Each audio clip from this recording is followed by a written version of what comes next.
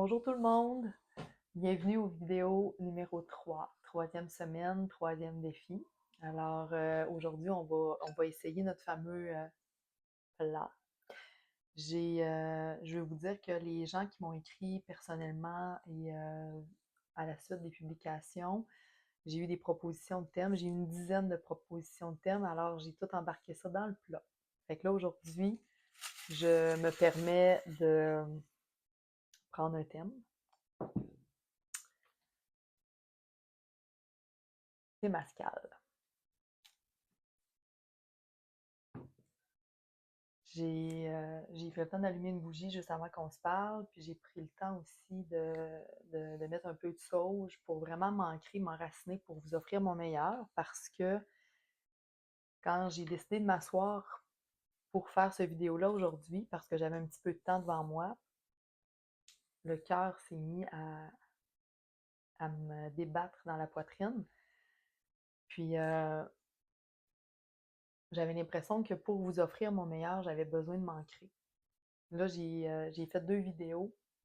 Le premier, il y avait une sorte d'énergie, de fébrilité, de nouveauté, tout ça. Le deuxième, euh, quand j'ai pris le temps de le regarder avec l'aide de mon amoureux aussi, qui me connaît très bien, ben tu sais, puis mon ancienne coloc, qui me connaît aussi très bien, mais tu sais, il y a des petits yeux de terreur qui apparaissent de temps en temps. Mais ça, c'est quand on me connaît bien, là. Peut-être que vous l'avez remarqué, vous autres aussi, mais aujourd'hui, je me disais que pour me prêter au jeu de piger, ça me demandait vraiment beaucoup de courage parce que parfois il y a des questions, parfois il y a des mots, parfois il y a des choses que mon chum a ajoutées, il y a vos termes aussi à vous. Alors, c'est très vaste. Je me sentais comme si je sautais en parapente. Puis, il y a quelque chose d'excitant, mais il y a quelque chose aussi de vulnérable. Je me sens très vulnérable. Et voilà. Alors, j'ai eu besoin de m'enraciner, de m'ancrer pour être juste dans cette transmission-là. Fait qu'il y a une joie, il y a une fébrilité, il y a une vulnérabilité qui est là aujourd'hui, je vous le cache pas. Mais allons-y avec le thème du Témascal. Témascal, pour ceux qui ne sont pas au courant, mais c'est la même affaire qu'un sweat lodge, qu'un matado, qu'une tente de purification, qu'une hotte de sudation. C'est une technique qui est utilisée dans plusieurs communautés dans le monde. C'est une manière de libérer les toxines du corps, mais aussi les toxines du cœur. Euh, Avant de vous expliquer plus en détail, j'ai envie de vous dire comment moi ça s'est présenté à moi dans ma vie. Alors, c'est lors d'un séjour au Mexique. Euh, Quand je suis arrivée au Mexique, j'avais un travail à faire. J'étais un stage d'initiation à la coopération internationale. Et puis, j'habitais dans une famille, puis près de où j'habitais, il y avait un espace où j'allais travailler à tous les jours, puis comme un centre de formation familiale. Et il y a une femme qui habitait là avec sa famille.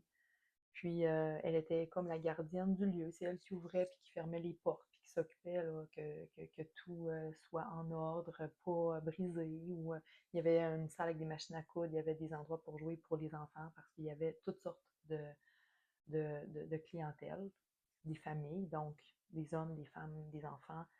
C'était un très, très grand centre où il y avait un peu pour tout le monde. Il y avait un espace aussi où on faisait des expériences scientifiques. Il y avait des machines à coudre, il y avait bon, des endroits pour faire du sport. La femme qui s'occupait du lieu, c'est Doña Esperanza. Quand je l'ai rencontrée, cette femme-là, j'ai vu ses yeux, puis j'avais l'impression que c'était quelqu'un que j'avais déjà vu, comme si c'était quelqu'un de ma famille. Puis moi, je me suis dit, ah, elle, cette femme-là, je la suis. Je me sens en sécurité avec elle, j'ai confiance. J'ai dit ça tout bonnement là, à l'intérieur, je ne l'ai pas nommé à personne, c'était bien caché. Puis un jour, Doña Esperanza, peut-être 2 semaines, 3 semaines après mon arrivée au Mexique, elle me dit Émilie, el próximo sábado vas a venir aquí, tu sais. Puis moi, je parlais pas beaucoup espagnol, mais je comprenais là, ce qu'elle venait de me dire. Que dans le fond, le samedi suivant, elle m'invitait à venir au centre à 6 heures du matin. Fait que moi, je dis oui, c'est sûr que je vais être là, mais je comprenais pas ce qu'elle me disait parce que je parlais pas la langue. Donc, oui, je vais être là, je m'engage, je serai présente. Et là, elle me dit pas de sucre, pas d'alcool, il y avait toutes sortes, il y avait une préparation à faire. Mais moi, on recule il y a 25 ans, là, c'était pas très populaire, tout ce qui était spirituel, soins énergétiques, Témascal, Sweat-là, tout ce que les Autochtones, on était vraiment comme dans deux mondes, là. C'était pas très, très populaire. En tout cas, dans mon coin, dans mon rang, à l'âge que j'avais, il n'y avait pas beaucoup d'ouverture. Mais moi, je suis rendue au Mexique, puis j'ai 24 ans, donc ben, j'ai plein d'ouverture, j'ai envie de découvrir le monde, j'avais soif d'apprendre, de rencontrer l'autre. Donc, le matin, quand je suis arrivée à 6 heures du matin, je vois son mari qui s'occupe de quelque chose dans un feu, dans des flammes et tout ça.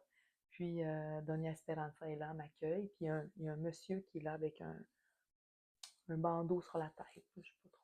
Puis, je vois qu'il y a Bertha, Doña Bertha, qui était là. Elle s'occupait des femmes dans le centre de formation familiale. Fait que je sais c'est qui. Il y avait comme une autre personne aussi qui s'occupait de. Bon, j'ai des petits repères. J'ai des petits repères. Puis là, à un moment donné, il y a comme une tente, quelque chose de rond, en argile, en terre. Je fais pas trop de lien encore. Puis à un moment donné, on est invité, on a un ordre, on est placé, il y a une purification qui est là avec du copal. Ah, moi, je trouve que ça sent bon. Puis il y a un ordre. On rentre pas comme on veut. Ils nous placent, puis bon. Moi, je me laisse aller. Je suis dans l'ouverture. Et puis, quand je m'assois dans le Témascal, dans le sweat lodge, dans la hutte de sudation, dans le matado, je suis comme dans la joie de cette expérience-là qui est nouvelle. Je comprends pas tout ce qui se passe au niveau de la langue, mais à un moment donné, il y a 4, 5 pierres volcaniques très, très, très, très chaudes qui arrivent, puis il y a un peu d'eau qui est lancée sur les pierres, qui crée vraiment une humidité, une grosse chaleur, avec, c'est avec du cèdre ou un sapinage. Il y a un seau avec de l'eau, puis il y a l'eau qui est lancée dans les directions, il y a des champs, il y a toutes sortes de choses.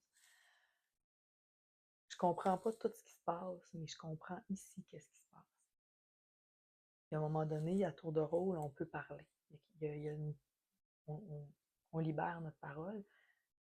Moi, j'avais pas grand-chose à dire, fait que j'ai comme un peu passé mon tour, mais Bertha, qui est en face de moi, dans le cercle, elle se met à pleurer. Elle parle en espagnol, puis cancer, cancer. Moi, j'entends qu'est-ce qu'elle est en train de déposer dans grand papa feu dans le milieu. Elle parle de son cancer. Elle parle de sa douleur physique, de sa maladie qu'elle a envie de libérer. Ça m'a tellement fait un gros frisson dans le cœur. On dirait qu'à ce moment-là, j'ai compris le pouvoir de la médecine du cercle. Je nous sentais tous assis en cercle ensemble. Et là, je voyais qu'on pouvait comme un peu s'entraider en espérant le meilleur pour chacune des femmes présentes.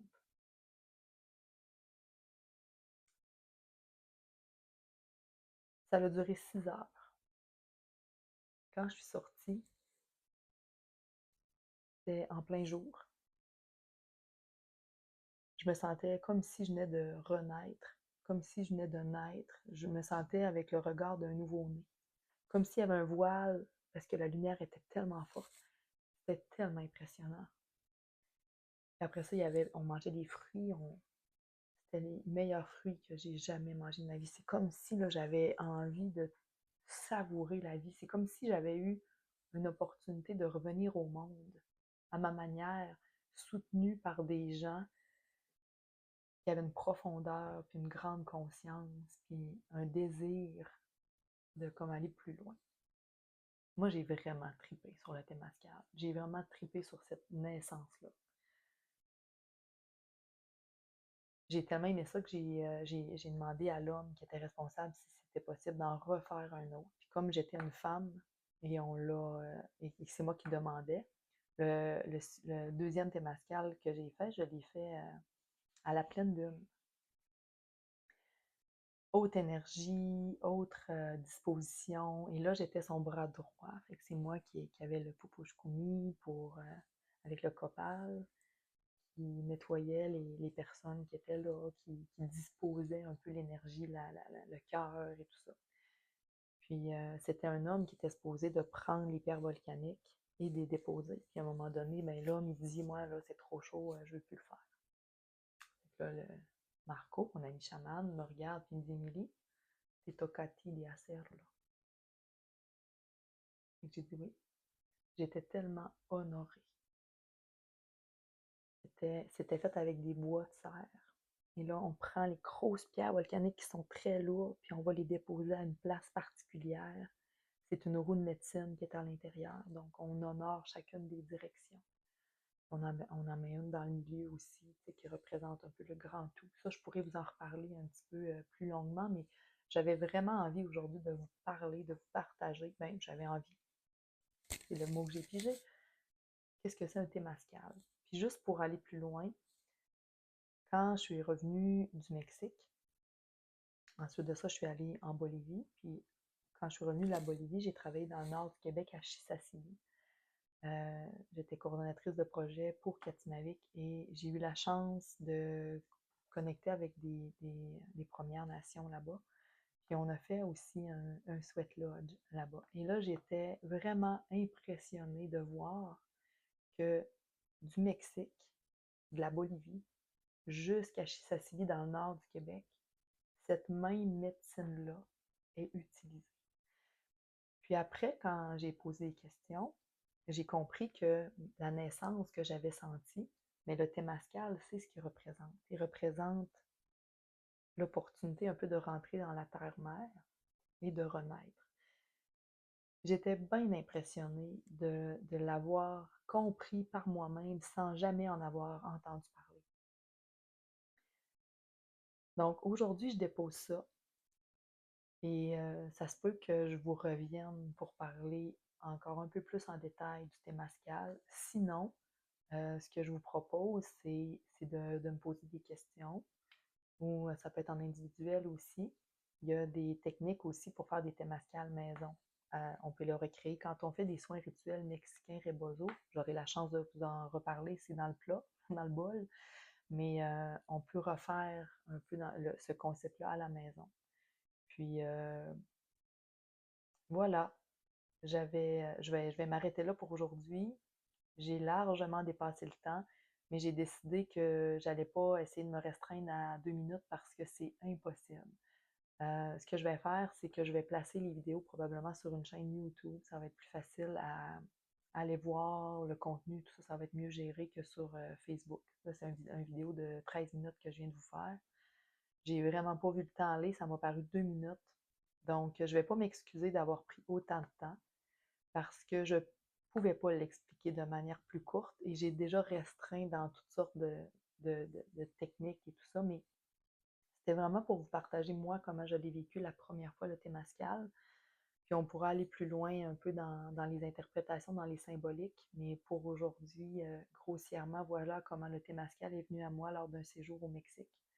J'aurai l'occasion de vous reparler du Mexique parce que ça a été quelque chose qui était très transformateur pour moi. Puis encore à ce jour, cette expérience-là m'accompagne dans chaque partie de mon travail et de mon être. Alors, je vous souhaite une magnifique journée. Je vous remercie d'être là. Je vous remercie de vos commentaires, de vos messages, de vos partages. Je me sens vraiment un être privilégié d'avoir une si belle communauté, des amis, des humains incroyables auprès de moi qui me permettent de faire ce travail-là et de pousser mes limites pour aller dans la meilleure version de moi. Merci beaucoup, je vous souhaite une belle journée.